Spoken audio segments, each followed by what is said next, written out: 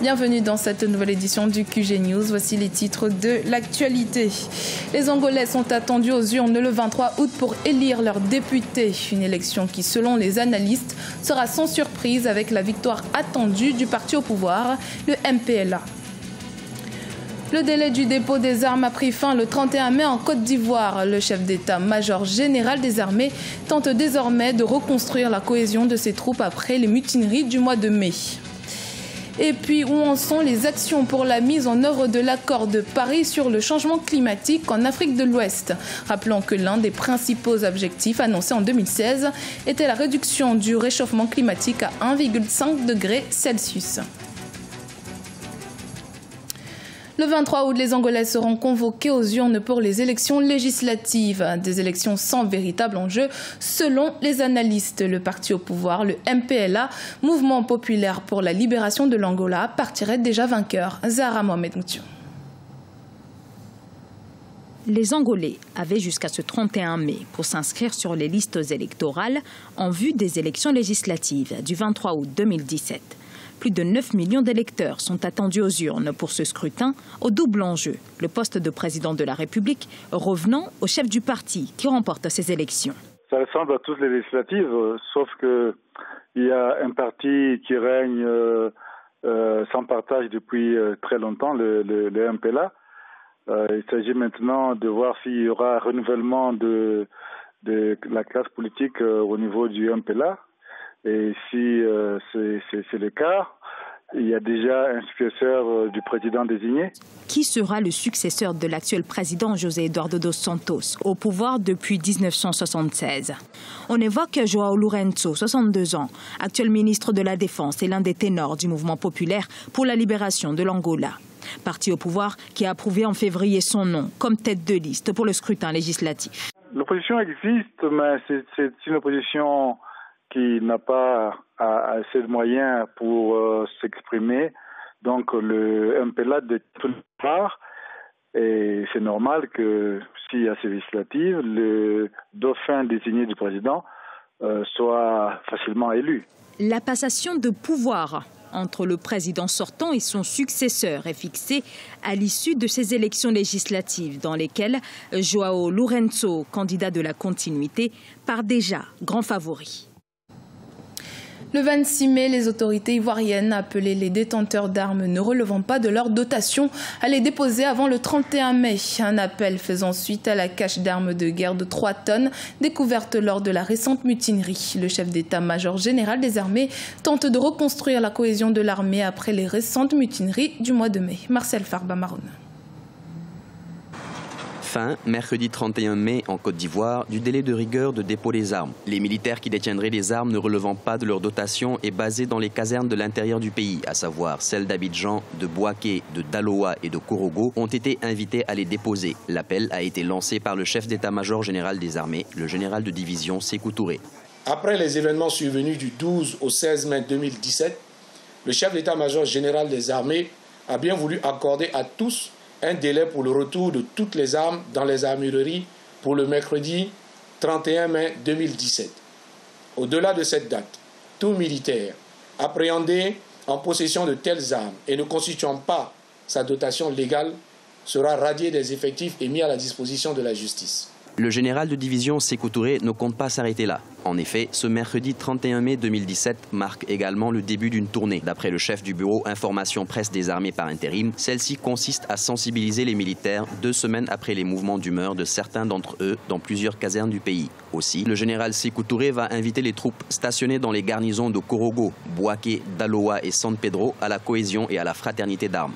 Il faut peut-être faire un audit du DDR, donc du processus de désarmement, de mobilisation, réinsertion des ex-combattants, parce qu'au constat, c'est que la situation est assez inquiétante. Donc, cet audit-là nous permettra justement de voir qu'est-ce qui n'a pas marché dans le processus de désarmement et s'il y a des corrections à faire. Parce que nous pensons que le DDR est assez capital pour la stabilisation de la Côte d'Ivoire pour son développement à long terme. Le chef d'état-major général des armées sera d'abord accueilli par les 3e et 4e régions militaires du pays que sont respectivement Bouaké et Korogo. La tournée prendra fin jeudi 1er juin 2017 par la visite de Daloa, 2e région militaire, et San Pedro, le bataillon de sécurisation du Sud-Ouest. Dans l'actualité également, le gouvernement japonais a débloqué la somme de 32,9 milliards de francs CFA ce mercredi 31 mai au profit du gouvernement camerounais. Cette somme bénéficiera au développement du corridor Yaoundé-Brazzaville, un projet qui fait clairement état de la volonté des pays membres de la CEMAC de véritablement acter leur intégration sous-régionale. Réduire à 1,5 degré Celsius le réchauffement climatique, tel est l'un des objectifs phares de l'Afrique à l'issue de l'accord de Paris sur le climat. Plus d'un an après cet accord, où en est-on dans sa mise en œuvre? En Afrique de l'Ouest, des initiatives se prennent pour y parvenir. Reportage de notre correspondante Emefa Kofi. Plus d'un an après l'accord de Paris sur le climat, les pays africains se mettent au pas pour la mise en œuvre des recommandations. L'une des plus importantes est la réduction à 1,5 degré Celsius du réchauffement climatique. Pour y parvenir, en Afrique de l'Ouest, des initiatives se prennent, à l'instar du projet régional Impact qui vise à définir les priorités de vulnérabilité en matière d'adaptation et d'atténuation du changement climatique. Nous sommes face à l'irréversibilité de ces changements climatiques. Nous avons un choix.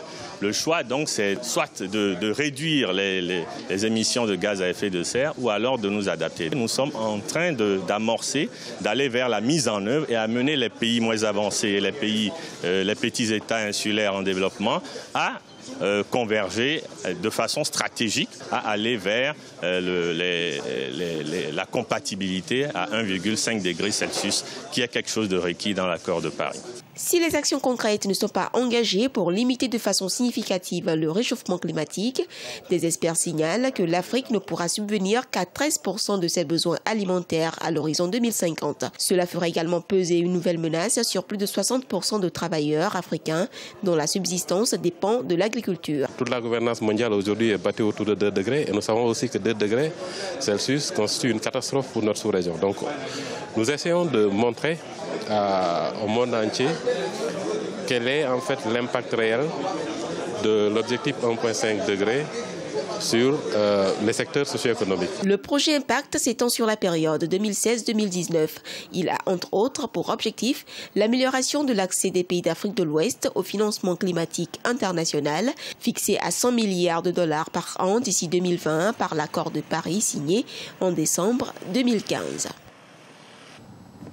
À la rencontre d'une jeune danseuse égyptienne, Enji El Chazli. À 27 ans, cette jeune musulmane voilée est bien décidée à changer les codes de la société en prouvant que l'art de la danse dépasse les croyances. Siamlo Victoria Seji.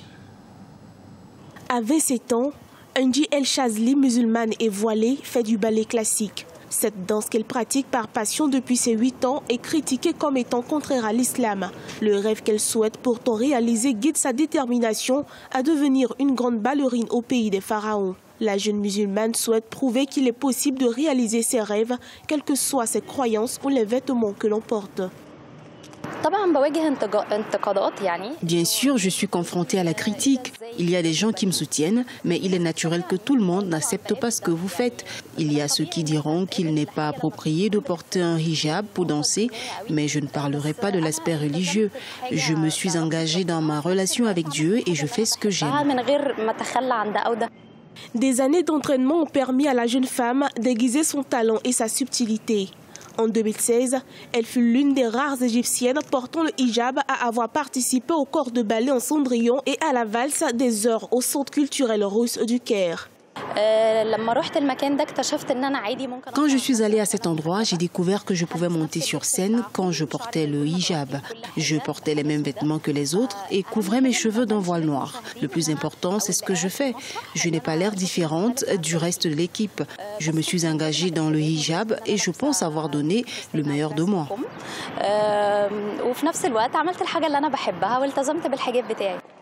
Pour Enji El Chazli, plus de 20 ans de parcours difficile dans la danse classique est le signe que l'âge et la religion ne sont pas des obstacles à la pratique du ballet. Elle enseigne sa passion dans une école au Caire et souhaite plus tard ouvrir sa propre académie.